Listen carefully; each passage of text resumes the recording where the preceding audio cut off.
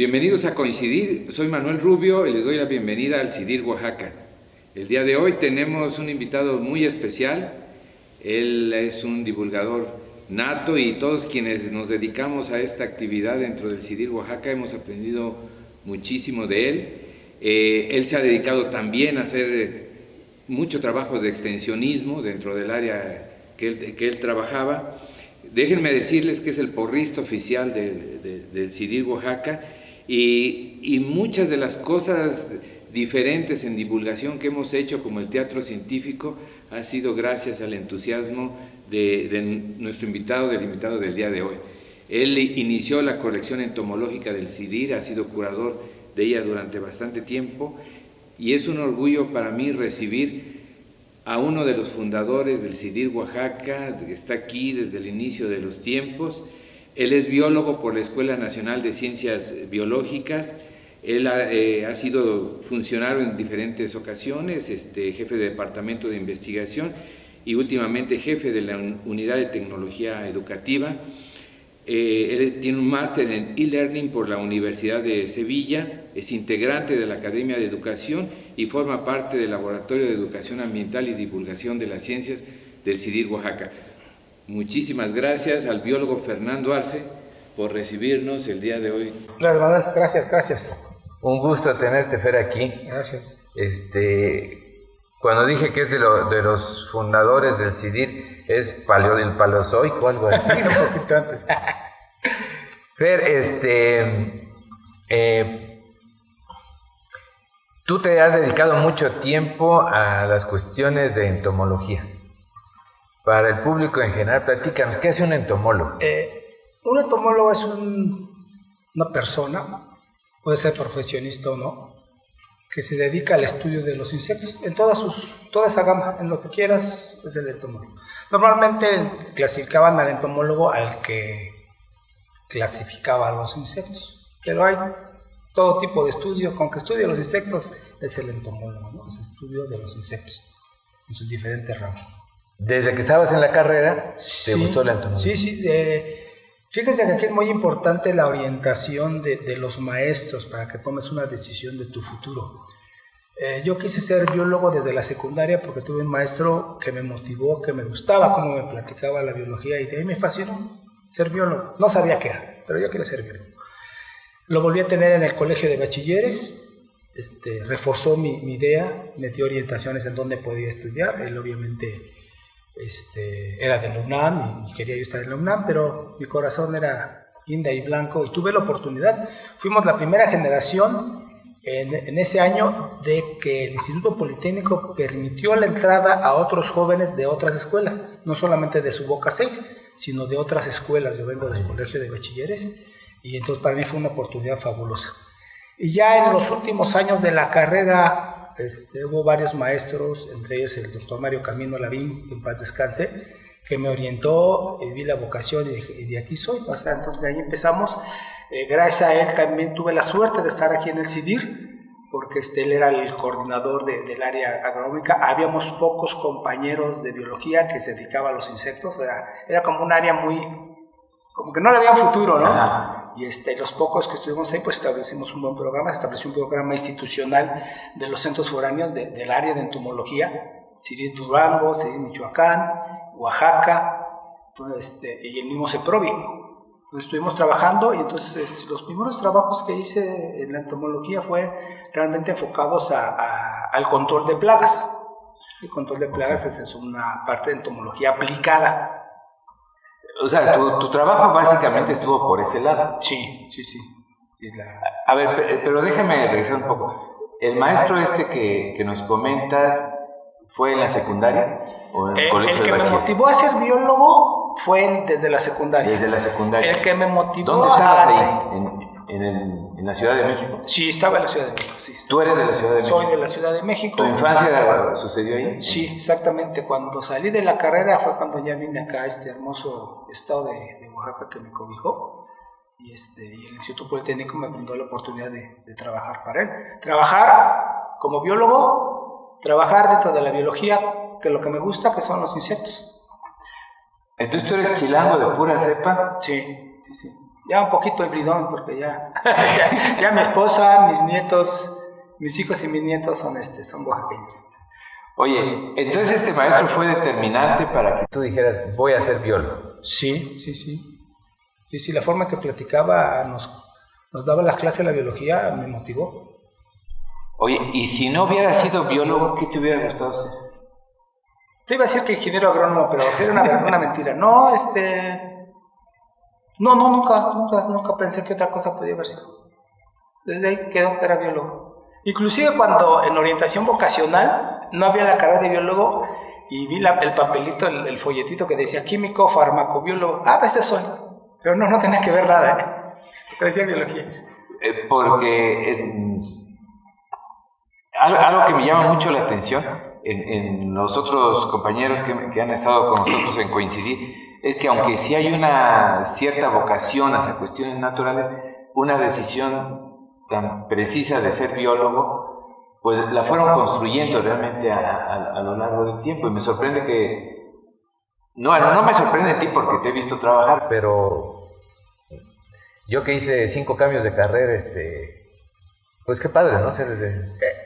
Es que son muchos factores, inclusive también desde el medio donde mi papá tenía una casita en Cuautla, Morelos, y nos íbamos a veces los fines de semana ahí a los balnearios y era una vegetación y una serie de organismos, había unas mariposas morfo que parecían pañuelos y me llaman unos escarabajos fabulosos. Entonces yo creo que desde ahí me empezó a llamar la atención. Mi papá tuvo la certeza de comprarme algunas enciclopedias de naturaleza, de insectos, y yo creo que por ahí empezó. O sea, lo agarraba como lectura, pero ya cuando la carrera y al final que llevamos las materias optativas, llevamos entomología en general, luego ya en las optativas entomología agrícola, pude haber llevado otras, pero llevé todas las entomologías que se podían en la escuela: entomología taxonómica, entomología económica, entomología médica y veterinaria, sistemática, ¿sí? Nada más me faltó forestal porque se juntaron con la misma materia y no pude llevarla. Entonces aproveché para formarme. Pero vamos a hablar un poquito de ti, de Fernando Arce. ¿Qué es lo que te apasiona? En sí la vida. La vida es, pues a lo mejor por eso esa afinidad, ¿no? El respetar la vida, el fomentar el respeto a cualquier organismo, por insignificante que sea, tiene una importancia a veces, cuando la descubres, es mucho mejor que la tuya. Entonces, el reconocer, el transmitir eso a las generaciones, a los niños, el respeto a la vida y los valores, eso es lo que me apasiona. Pues. Oye, ¿hay algo que en este momento te sorprende? Sí, en cuestión de los insectos, sí. Día a día vas a encontrarte organismos que ni te esperabas, ¿no? Y también me sorprende que a estas alturas de la informática, también mucha información se manipula y no se distorsiona. Y ahí es donde necesitamos la colaboración de gente, sea profesional o no, de que se oriente y se dé la información verídica para poder establecer eso. Y hablamos de las curiosidades de los insectos, ¿no? En cuestión de ese tema, es un tema fabuloso. Mucho de esta información se ha dado por las observaciones de la gente común y que se ha transmitido de voz en voz. Hay documentos que son enciclopedias muy importantes, pero no tienen ese fundamento científico. Y apenas hace unos años, quizás en el 2012, se empezaron a hacer los primeros documentos científicos, ya con pruebas, con evidencias, para que tenga ese carácter, de esa relación, romper esos mitos o esas leyendas de los insectos, ¿no? Oye, Fer, en la vida, ¿qué es lo que te alegra y te pone contento?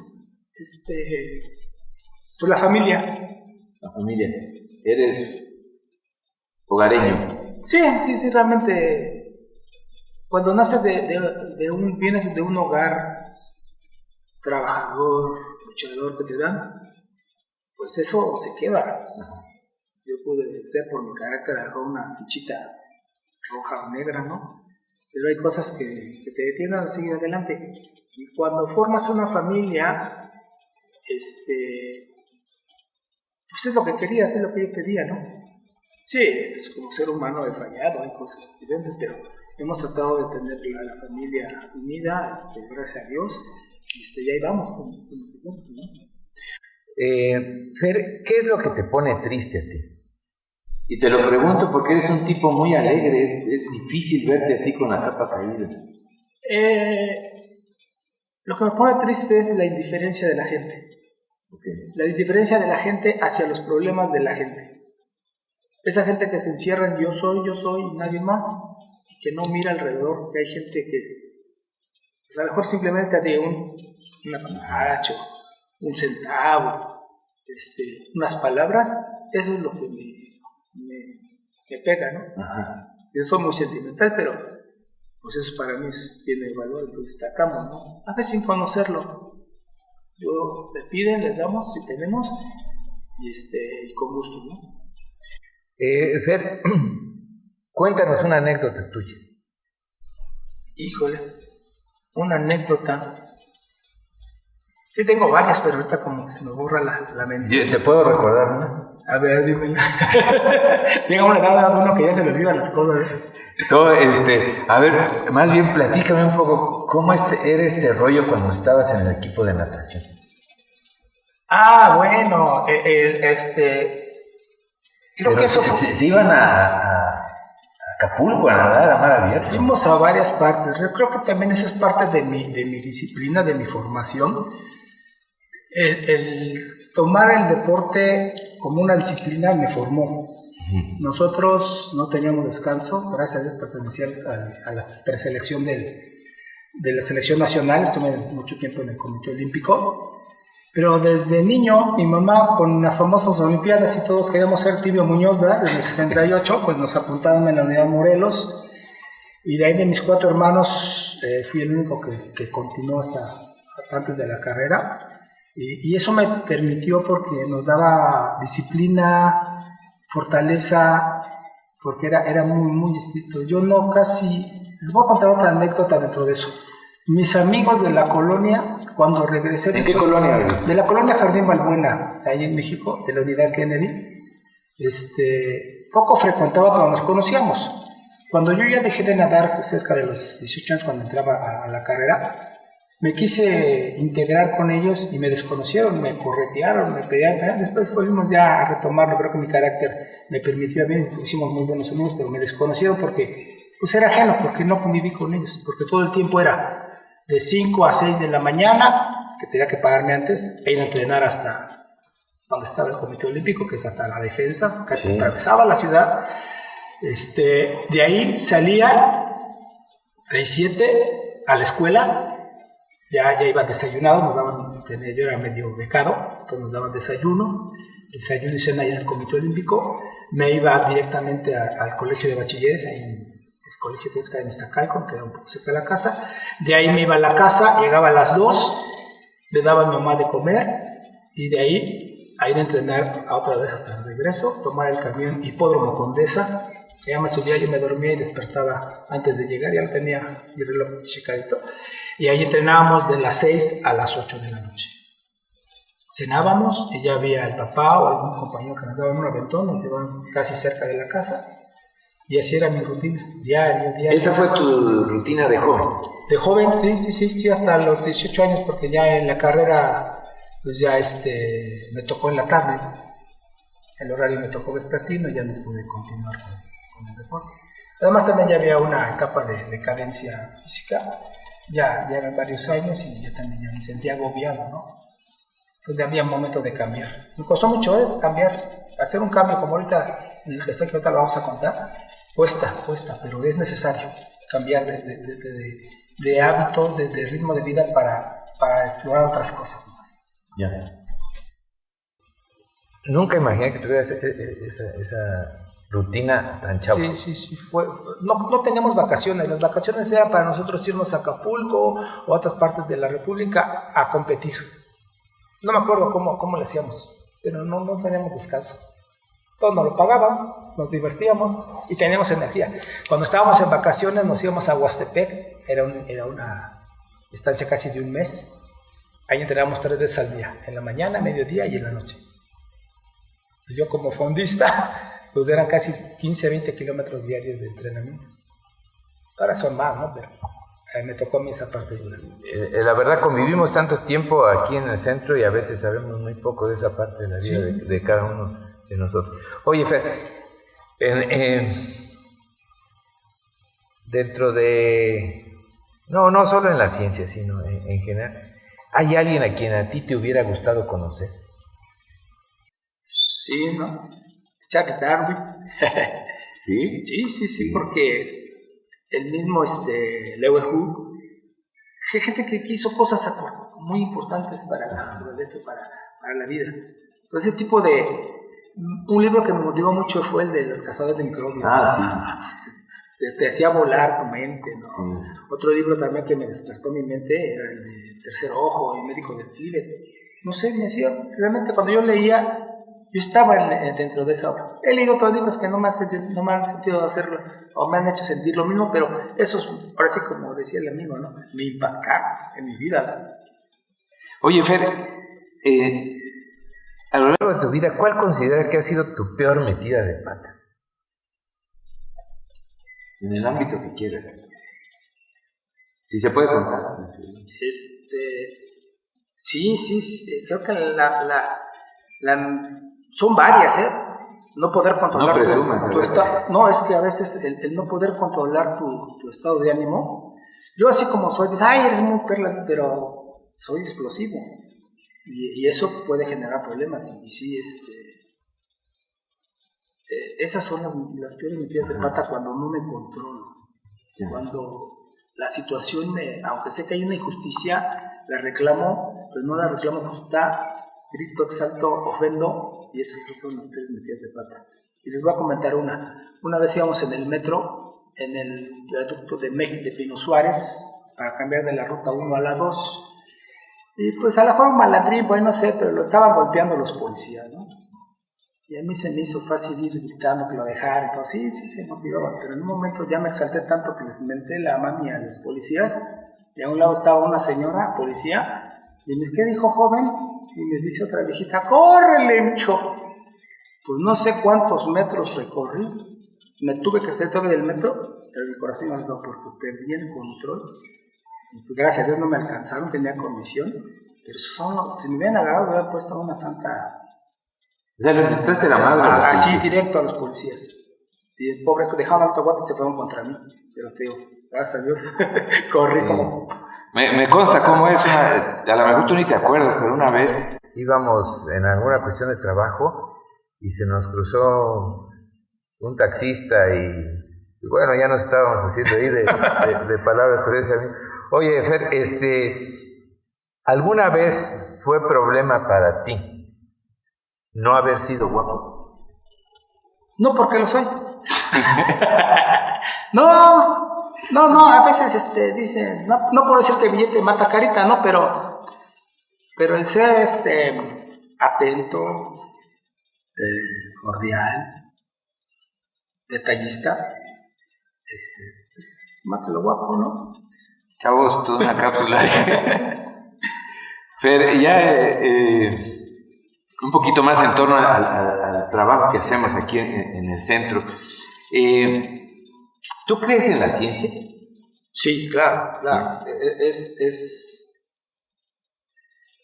Es lo que aclara las cosas que algunos grupos quieren manejar para dominar a la gente. La ciencia da apertura, ¿sí? La ciencia, el conocimiento, te da libertad de poder decidir. Ok, pues eso es muy importante. Y una ciencia bien orientada, bien difundida, bien divulgada, es lo que necesita la gente. Oye, Fer, ¿pero qué imagen crees que tiene la sociedad de la ciencia y de los científicos? Que son un grupo especial, pues, que no son de lo común. Algunos los tachan de locos por lo que hacen, algunos de excéntricos, porque porque pues sí hay científicos que tienen otro nivel, tanto económico, cultural, y a veces pierden los pies de la tierra, ¿no? Pero hay mucha gente que sigue en esas y forman gente, que es lo más importante. Fernando, ¿tú crees que la ciencia miente? No, realmente la ciencia no miente. Miente el que hace ciencia y quiere vivir de la ciencia para mantener un estatus. Okay. ¿Sí? O sea, hay documentos, o sea, hay cosas que eran un documento establecido, ¿no? Una ley casi. ¿Un dogma? De repente, dogma, y de repente, pum, se diga que era falso, ¿no? Sí. Porque nadie pudo comprobarlo, y cuando llegara a comprobar todo, cae toda mentira, tarde o temprano se da la clave. Pero la ciencia no miente, la ciencia es el que hace ciencia para la humanidad. Son datos reales, información que va a servir para las futuras generaciones. ¿Cuál ha sido tu mayor satisfacción como gente de ciencia? Primero, trabajar para una institución como nuestro Instituto Politécnico Nacional, que nos dio pues esa oportunidad. Primero, estudiar en sus aulas, luego permitir ser trabajador, y ya lo dije, son todos 3 logros: ser egresado politécnico, trabajar para el Politécnico y trabajar dentro de lo que estudiaste dentro del Politécnico, o sea, como biólogo, y lo que más me gusta. Podría estar sin biólogo y trabajar en otras cosas, pero trabajé con lo que más me gusta. Oye, tú, platícame un poquito de tu trabajo con las comunidades. Sí, realmente fue la primera acción, como te digo, como veníamos por el programa agrícola de los CIDIRES, pues era atacar esa problemática, ¿no? Principalmente en entomología económica, control de plagas, y el trabajar con comunidades me permitió adquirir un conocimiento y experiencia transmitida por los mismos productores. Había compañeros que menosprecian al campesino por sus condiciones, pero es gente que tiene un conocimiento, los mezcaleros, los de las frutas, los de las granadas, toda esa gente que conocí tenía una experiencia, un conocimiento adquirido durante 40, 50, 60 años de experiencia, estar día con esa plantita, se la conocían. Y intercalar lo que yo conocía desde el punto de vista documental, alguna experiencia, nos permitió tratar de amalgamar y de resolver un problema. Hace muchos años, cerca de Cimatlán, hacíamos recorrido visitando algunas parcelas, y me llamó mucho la atención en unos alfalfares, era tiempo de marzo, tipo un poquito de sequía, en donde los productores decían que había una plaga de la alfalfa en la mielecilla, y cuando fuimos a ver cuál era, nos decían, es que son ese animalito rojo, las catarinitas. Ajá. Y entonces ellos fumigaban porque así les recomendaban, o así oyeron, tenían que fumigar, y no sabían que el daño que estaban causando.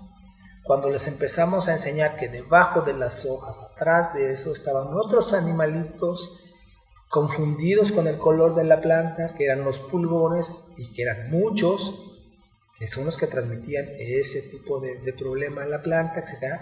Y que estos rojitos llegaban a controlarlos. Y si él lo mataba, se reproducía más rápido, y entonces tenía un problema. Nos tocó sino enfrentarnos a otro problema en una comunidad que en ese tiempo, estamos hablando del 87, bueno, hace unos años, en San Antonio Castillo Velasco, era un vergel esa comunidad. Todo el año con flores, con hortalizas. Obviamente allí el mal manejo del recurso agua, que fue lo que ocasionó que se armara ese vergel, y la cantidad de insecticidas que aplicaban. Ya aplicaban bombas. Y de ahí surgió mi trabajo de tesis, que fue evaluación de insecticidas a favor de una plaga que se llama la mariposa blanca, y que la aportación que tuvimos con ese trabajo es que en todos los documentos hablaban de la mariposa blanca como Pires rape, ¿no? Era una mariposa que normalmente se conocía del norte para arriba, y todos reportaban Pires rape, y todos Pires rape. Cuando llegamos al ejemplar, porque una de las características principales de las que me decía mi maestro Mario Camín, dice, lo primero que tiene que ser un entomólogo es identificar al organismo. taxonómicamente, que se lo lleves al especialista que te asegure si este es este. ¿Por qué? Porque de ahí vas a tener que buscar toda la bibliografía y todo lo relacionado. No porque se parezca es este. Si tú le aplicas uno y tiene condiciones ambientales, de desarrollo, nichos diferentes, no va a funcionar, ¿no? Entonces, esa fue una aportación, y la maestra Leonila Vázquez del Instituto de Biología, era la maestra especialista en mariposas, ella me ayudó y me dijo que era leptofobia ripa. Entonces, esa fue una aportación. Mi tesis fue el primer trabajo donde el primer reporte a nivel nacional, donde se reportaba que no era Pieris rape como todos reportaban, sino que era leptofobia ripa. Es muy parecida. Pero entonces, Fer, mucho de tu trabajo siempre ha estado ligado en sí a la divulgación del conocimiento. Sí. Oye, otra pregunta, relacionado un poco con esto. ¿Tú en algún momento combinaste alguna actividad empresarial con pues, tu vocación por los insectos? ¿Tú crees que el tener una actividad empresarial está peleado con hacer ciencia? No. Cuando yo emprendí mi actividad empresarial fue porque me llamó un buen amigo, un empresario, y quería establecer un negocio de control de plagas urbanas, que es otro rollo diferente, pero tenía su apogeo. Yo le dije, sí, vamos a entrarle, pero con estas condiciones, vamos a hacer de esta manera diferente. Me aboqué a revisar cómo trabajaban las otras empresas, pues, tenían dominio de mercado, pero échale insecticida, ¿no? Échale, ya no haya bichos, échale. No tenían la comunicación de transmitir el conocimiento del por qué vas a hacer esto, o puedes hacer otras cosas que tú mismo puedes hacer y reducirlo. Un pequeño ejemplo. Teníamos en una empresa un problema de roedores, y por más que quería que le echáramos, es que no, el problema simplemente es que tapes la alcantarilla. Tenían la alcantarilla, ahí echaban los trabajadores todos los desperdicios, todo ese rollo, pues los conejitos, los grandes ratas, pues ahí nada más llegaban fácil, salían, y su problema simplemente era físico, tapar la alcantarilla, o la pichancha, vamos a llamarla así. Y de esa manera resuelto el problema. No necesitaba yo lucrar de estarle sacando centavos. Para mí me era fácil, ¿no? Pero no, yo creo que la honestidad es más fácil. Desde el punto de vista era resolver eso. Clientes para siempre, me decía este amigo, y clientes con un conocimiento científico. Podemos irnos horas con esto, pero hay un punto que yo quisiera tocar contigo. Tú eres de los fundadores del CIDIR. Sí. Y cuando digo fundadores, para todos los que nos están viendo, es toda la gente que vino contratada incluso desde México, sí, para crear el CIDIR cuando aquí no había nada. Nada. ¿Cómo fueron esos primeros años? ¿Cómo es que llegaste tú a venir al CIDIR? Yo me vine a Durango. Al CIDIR Durango, porque cuando estaba yo en la escuela, hicimos nuestro servicio social. Había un programa, Plan Nacional de Servicio Social, Plan ACE, que se llama así, y nos mandaron a Durango. Pero no es lo mismo irte 15 días de vacaciones, ¿no? Pero me gustó Durango. Gracias también al coordinador, me llamó y dice, oye, van a abrir Oaxaca, la sede de Oaxaca, ¿no te quiere decir? Pues vamos. Ya conocí a Oaxaca por conocimiento, porque mi abuelo fue camionero y ya me platicaba cómo era la gente de Oaxaca, a su forma, ¿no? No quiero conocer Oaxaca. Ya tenía algunos conocidos oaxaqueños, y pues, vamos. Cuando hago eso, llevo mis papeles, pues se tardó como 6, 8 meses, Yo ya había dicho, no, pues ya ni me van a llamar. Pero todavía estaba estudiando, ya este último semestre. Cuando me llaman, señor Fernando, traiga sus papeles para que programemos su examen de oposición, ¿no? Híjole, ¿qué onda? Pues, ¿de qué es usted experto? ¿De qué quiere hablar, no? Pues el examen. Pues acaba de conocer un doctor que se había dado de impacto ambiental y de entomología, ¿no? Pues vamos a hacer su examen de impacto ambiental y de plagas. Pues que voy con este doctor, que le digo, présteme su tesis, ¿no? Que me la chuto. Pues que era el impacto, pues no, sí la llevaba, pero no tan... No, en ese tiempo no se veía tanto. No, como experto. Pues que me la echo. Cuando hice mi examen de oposición, empecé a hablar, bien, ¿no? Cuando me hacen las preguntas, fue el mismo asesor, bien. Cuando vienen las preguntas de entomología, donde supuestamente yo era chucha la cuerera, la primera pregunta, y te digo, a veces se te queda sin la vez, me dice mi maestro, A ver, o Fernando, ¿qué es lo primero que tienes que hacer en un estudio entomológico? Yo le aventé todo el rollo. ¿Qué es lo primero? Y entonces empecé a patinar. Y lo primero es lo que les dije hace rato, identificar el organismo. Dice, si no lo identificas, de nada sirve tu investigación. Puedes hacer la investigación, pero tus resultados son erróneos. Son falsos porque no es el ejemplar, no son datos del ejemplar. Entonces te quedan cosas grabadas en tu mente. Pero con ese resultado, ¿tú pensabas que sí habías pasado el examen de oposición?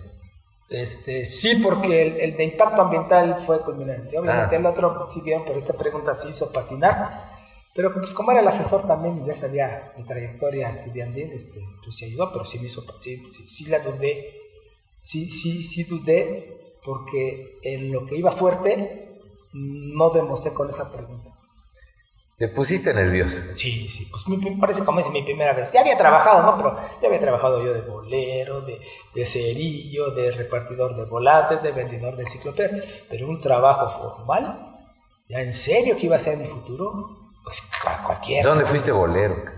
Ahí en mi casa con los de mis tíos les lavábamos boleros zapatos, ¿no?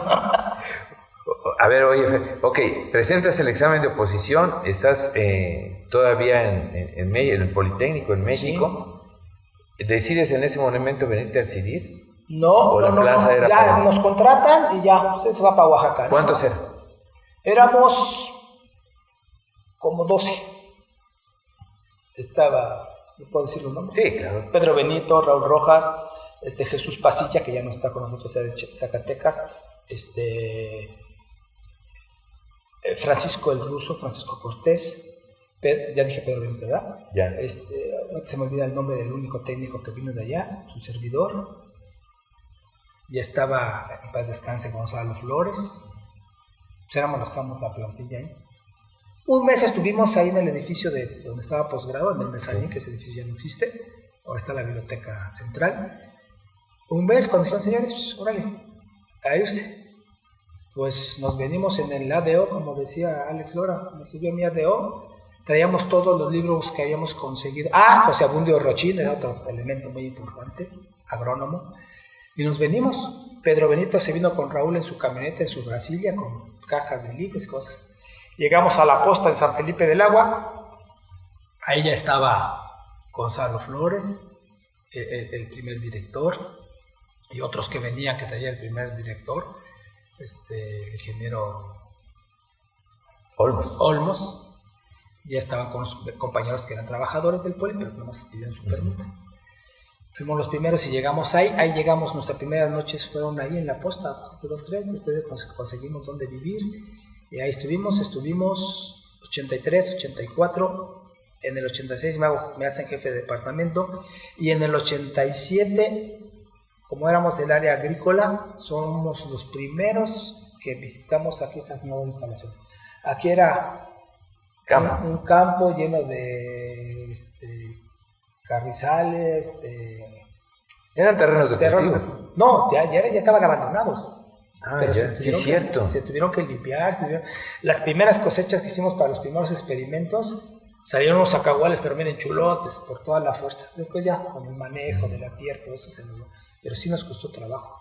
Bueno, sí, déjenme contextualizar un poco a los amigos que nos van a escuchar.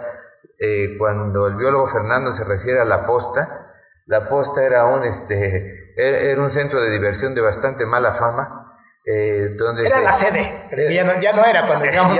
Sí, cuando llegamos nosotros ya no. Bueno, yo llegué un poco después, pero les va a quedar más claro que los focos tenían espejitos por todos lados, las paredes pintadas de negro. En la cocina, que ahí cuando ayer tuvimos la oportunidad de escoger el área de todo ese inmueble, donde iba a ser cada área. Entonces a mí me gustó la cocina porque para el tipo de trabajo que íbamos a hacer, ahí estábamos integrados, ya estábamos Juan García, Leticia Pérez, Inocencio como técnico, Cesario como de apicultura, Pati Lemos también con la parte de apicultura y su servidor. Éramos los que integramos el área de entomología. Todavía en la pared había numeritos telefónicos, porque era la cocina y estaba el teléfono, o donde estuvo el teléfono, y ahí estaban en la pared pintados los números telefónicos. Sí, ahora se diría antro, en ese tiempo pues era peor que antro. De mala nota. Sí, de bastante mala nota. Esos primeros años realmente fue de armar el centro, ¿no? Sí. Apenas ya habían proyectos. Ya desde el principio salimos al campo, ¿eh?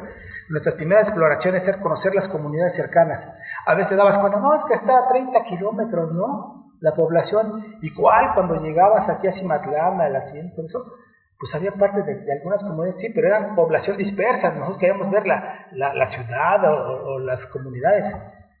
Y eso fue la primera exploración que hicimos. Bueno, no, muy divertido, muy bonito. Un tiempo muy interesante para que Fer, tenemos una dinámica en este momento. Debes de escoger de aquí. De la calabaza. De la calabaza, una pregunta y me das el papelito. No, ya están manoseadas estas, yo creo. ¿O son nuevas? Son nuevas, son especiales para ti. Bien. Te la doy, perdón. Esas preguntas son esas preguntas que no logramos meter en ninguna parte del cuestionario, entonces dijimos, bueno, algunas de ellas valen la pena, más bien se nos hace interesante. Tu pregunta es, Fer, si estuvieras buscando trabajo, ¿en qué te gustaría trabajar? De biólogo entomólogo. No, si te es fácil. Iba a decirte directivo, pero no, esos pierden el piso, pierden ya está aprobado. Funcionario, pierden lo que es. Mejor ser un servidor de la nación, igual biólogo, entomólogo y trabajar en comunidades. Eso quisiera. Perfecto. Fer, vamos a entrar a un rally de respuestas rápidas. Lo primero que se te venga a la mente. ¿Una palabra? ¿Cuántas palabras? 1 o 2 palabras, nada más. Lo indispensable para escribir. ¿Cuál es tu libro favorito? El tercero. ¿Qué serie o película es tu favorito para ti? X-Men.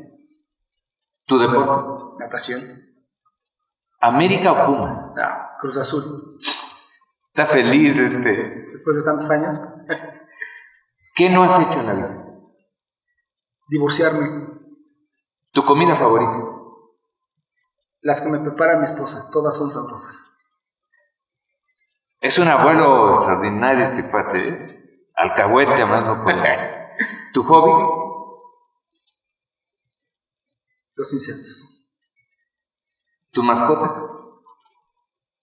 Una mantis religiosa. ¿Mientes? A veces.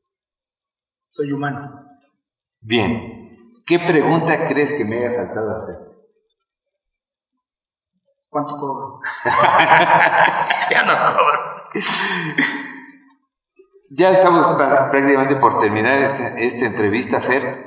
Oye, pero yo tengo una duda. ¿Por qué aceptaste venir a la entrevista?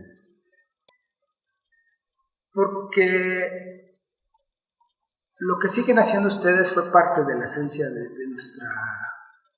nuestro sueño como equipo, como gente de trabajo. Que nos ha costado y les ha costado mucho trabajo a ustedes mantenerlo, porque no nos entienden, no entienden que esto es importantísimo.